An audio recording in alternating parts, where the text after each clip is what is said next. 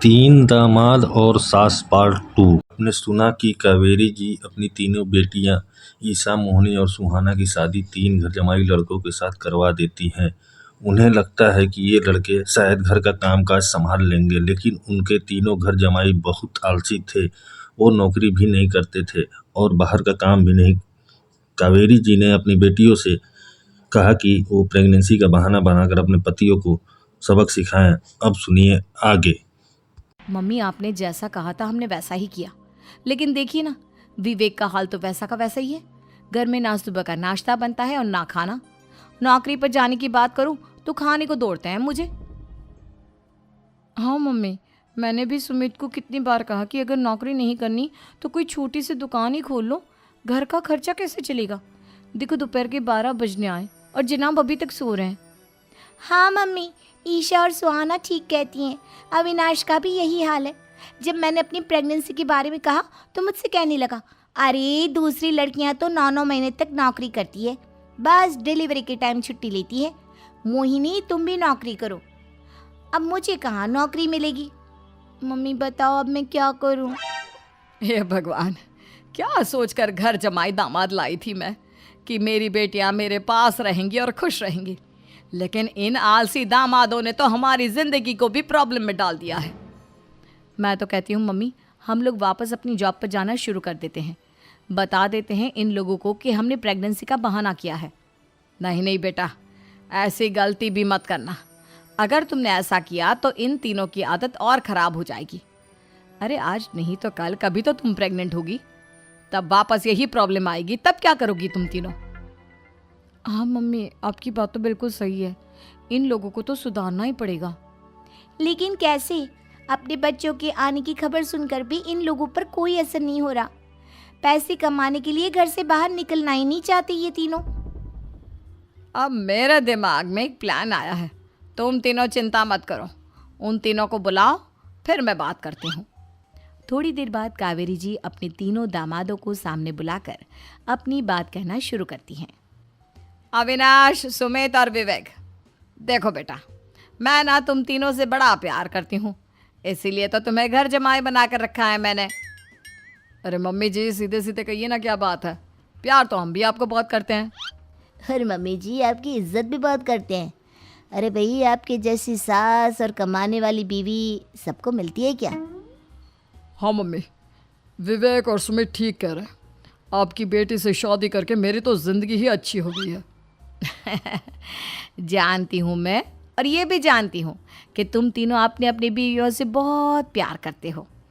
बेटा, बात ऐसी है कि हमारे कुल गुरु ने कहा है कि प्रेग्नेंट होने के बाद मेरी तीनों बेटियां शुरू के 4 महीने हमारे गांव में जाकर रहेगी, जहां मेरे चाचा जी रहते हैं। अरे लेकिन क्यों मम्मी, गांव में जाकर रहने की क्या ज़रूरत है इन तीनों को। वो क्या है ना बेटा, हमारे परिवार को एक श्राप है। अगर मेरी बेटियों ने यहाँ पर बच्चा पैदा करने की कोशिश की तो उनके बच्चों को कुछ भी हो सकता है। इसलिए अब से लेकर 4 महीने पूरे होने तक इन्हें गांव वाले घर में रहना पड़ेगा। हाँ तो इसमें प्रॉब्लम क्या है मम्मी जी, हम भी वहाँ जाकर रहेंगे, पिकनिक मनाएंगे। अरे भाई, बीवी जहाँ हम भी वहाँ। हाँ यार, आइडिया तो बहुत अच्छा है। शहर की ज़िंदगी में रह रहकर परेशान हो चुके हैं, अब कुछ दिन गांव में बिताएंगे। तुम लोग समझने की कोशिश क्यों नहीं करते। तुम में से कोई भी वहाँ नहीं जा सकता, और मैं यहाँ रहूँगी ना तुम तीनों के साथ। 4 महीने की तो बात है, उसके बाद ये तीनों ही लौट कर आ जाएंगी। ठीक है मम्मी जी, अब हमारे बच्चों का सवाल है तो ये तो करना ही पड़ेगा। कावेरी अपनी तीनों बेटियों को कुछ दिन के लिए घर से बाहर कहीं दूसरे शहर में रहने के लिए भेज देती है। कुछ दिनों के बाद, अरे मम्मी जी, बहुत दिन से पिज्ज़ा नहीं खाया, मंगवाइए ना। क्या बताऊं बेटा, पहले तो बेटियां खर्चा दे देती थी क्योंकि उनकी नौकरी थी, लेकिन अब तो मेरे पास पैसे ही नहीं बचे। थोड़े बहुत पैसे हैं जो बच्चों की डिलीवरी में काम आएंगे। लेकिन मम्मी जी, आपकी बेटियों को वापस आने में तो अभी बहुत वक्त बाकी है। वही सोच सोच कर परेशान हो रही हूँ। सोच रही हूँ कल से दूध भी बंद करवा देती हूँ। अब दूध वाले को देने के लिए पैसे भी तो नहीं है ना। अरे नहीं नहीं मम्मी जी, अगर दूध भी बंद करवा दोगी तो मुझे चाय कहाँ से मिलेगी, और चाय के बिना मैं तो मर ही जाऊँगा। क्या करूँ बेटा, इसके अलावा हमारे पास कोई ऑप्शन नहीं है। मेरे पास पैसे ही नहीं बचे। इस तरह कावेरी जी धीरे धीरे अपने तीनों दामादों को पैसे देना बंद कर देती हैं और घर में खाने पीने की चीज़ें लाना भी बंद कर देती है। अब वो तीनों बुरी तरह से परेशान होने लगे थे और इसलिए एक दिन तीनों प्लान करके घर से बाहर निकलते हैं और बाजार में जाने के बाद यार अच्छा खाना खाए हुए कितने दिन हो गए, पता नहीं कब अच्छा खाना मिलेगा। हमारी बीवियों के जाने के बाद तो हमारी हालत भिखारियों जैसी हो गई है यार। कुछ भी हो, मुझे तो आज पिज्ज़ा खाना ही खाना है। जेब में 1 रुपया नहीं और पिज्ज़ा खाएगा, कहाँ से आएंगे पैसे? अरे देख वहाँ सामने बोर्ड पर क्या लिखा हुआ है, कंप्यूटर पर काम करने के लिए एक आदमी की आवश्यकता है। भाई मैं तो जा रहा हूँ, काम करूँगा और शाम तक पैसे लाकर आराम से पिज्ज़ा खाऊंगा। जा जा, तुझे कोई काम नहीं देने वाला, हम तो घर जा रहे हैं। चल भाई सुमित। सुमित और अविनाश वहाँ से चले जाते हैं और विवेक उस कंप्यूटर शॉप पर सारा दिन काम करके 5,000 रुपये कमा कर घर लौट कर आता है और अपने खाने के लिए अच्छी अच्छी चीज़ें भी लेकर आता है। ये देखकर विवेक और सुमित के दिल में भी कुछ पैसे कमाने की इच्छा जागती है। अरे सुबह सुबह कहाँ चल दिए तुम? मम्मी जी एक बहुत अच्छी जगह मिली है, कंप्यूटर पर काम करने के 5,000 मिले थे कल मुझे। अगर रोज़ काम करूँगा तो पूरे 40,000 की तनख्वाह। अरे वाह, ये तो बहुत अच्छी बात है दामाद जी, आपको जाना ही चाहिए। सुमित और अविनाश विवेक को इस तरह तरक्की करते देखकर परेशान हो जाते हैं और वो दोनों भी काम की तलाश में निकल पड़ते हैं। धीरे धीरे उन दोनों को भी काम मिल जाता है।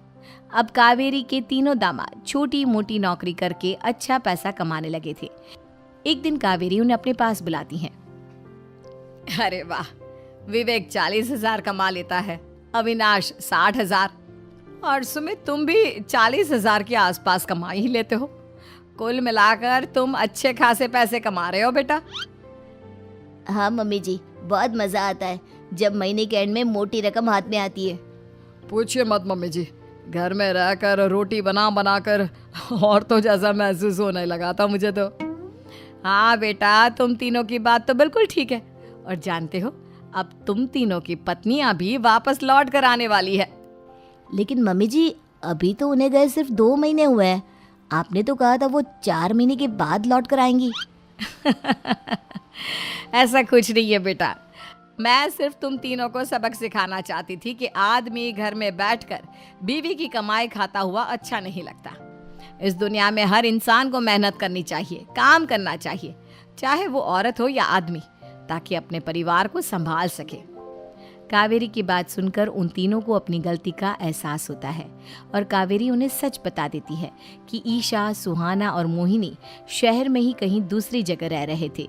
शाम के वक्त उन तीनों की पत्नियां लौट कर आ जाती है और कावेरी जी का परिवार एक खुशहाल परिवार की तरह रहने लगता है।